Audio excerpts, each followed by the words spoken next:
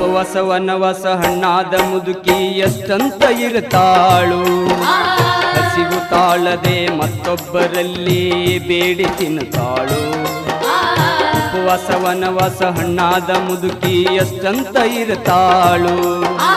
ಹಸಿವು ತಾಳದೆ ಮತ್ತೊಬ್ಬರಲ್ಲಿ ಬೇಡಿ ತಿನ್ನುತ್ತಾಳು ಇಷ್ಟೇ ಇದ್ದದ್ದು ಸೊಕ್ಕಿನ ಸೊಸೆಯು ದೊಡ್ಡದು ಮಾಡ್ಯಾಳು ಇಷ್ಟೇ ಇದ್ದದ್ದು ಸೊಕ್ಕಿನ ಸೊಸೆಯು ದೊಡ್ಡದು ಮಾಡ್ಯಾಳು ಅವಮಾನ ನಮಗಂತ ತನ್ನ ಮನೆಯಿಂದ ಹೊರಗಾಕ್ಯಾಳು ಮಗನಿಗೆ ಹೇಳಿದರ ನೋವು ಅಜೀವಕ ಎಂದು ತಿಳಿದಾಳು ತಾಯಿ ನಿನ್ನಿಂದ ದೂರಾಳು